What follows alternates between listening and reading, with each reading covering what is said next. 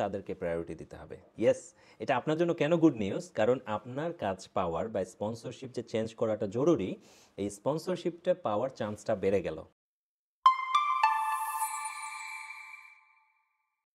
আসসালামু আলাইকুম।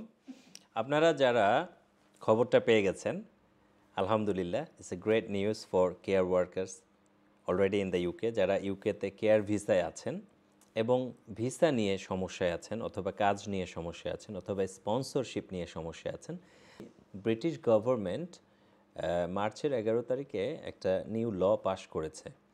এই লটা এপ্রিলের 9 তারিখ থেকে অ্যাপ্লিকেবল হবে।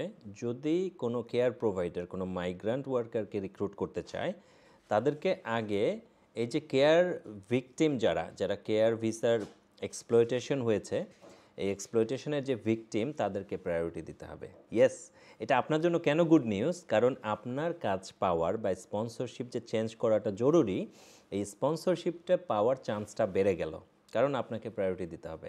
জাস্ট একটা জিনিস মনে করায় দেই, চান্স বেড়ে গেল মানে এটা না যে আপনি অটোমেটিকলি এটা পেয়ে যাবেন।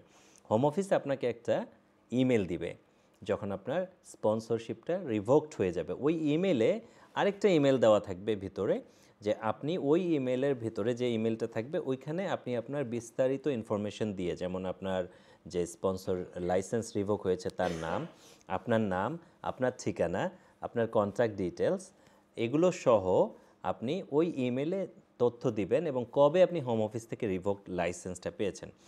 এই ইনফরমেশনগুলো দেওয়ার পরে মেবি আপনি যে এরিয়াতে থাকেন, গভর্নমেন্ট অ্যাকচুয়ালি 16টা জোন করেছে। এই 16টা জোনের আলাদা আলাদা করে দায়িত্ব দিয়ে দেওয়া হয়েছে আপনাদের কেয়ার ভিকটিমদেরকে সাপোর্ট দেওয়ার জন্য।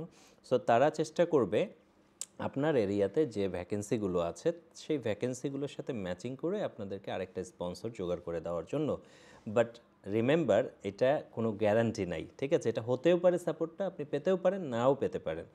মানে স্পন্সরশিপের একটা সুযোগ এসছে, সেক্ষেত্রে আপনাকে কিন্তু যথাযথ নিয়ম মেনেই ওই চাকরিটা কনফার্ম করতে হবে। মানে আপনার সেই কোয়ালিটি থাকতে হবে।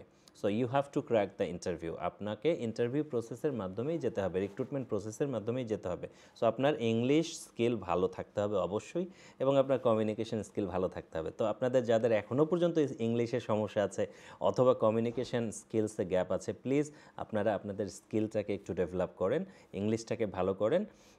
আশা করা যাচ্ছে যে আপনাদের জন্য আগামীতে ভালো দিন আসছে।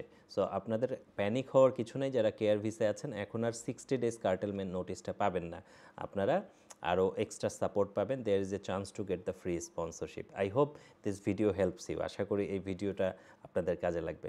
ভালো থাকবেন। I wish you all the best. Take care. আল্লাহ হাফেজ।